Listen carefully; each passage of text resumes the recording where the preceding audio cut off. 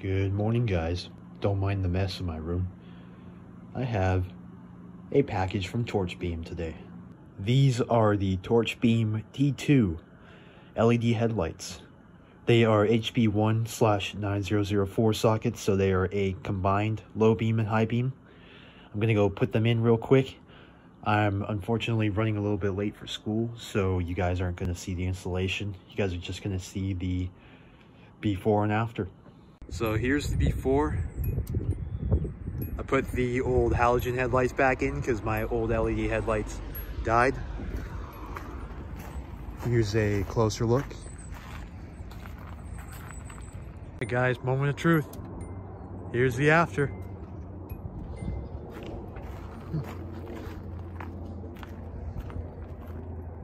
So far, I like what I see.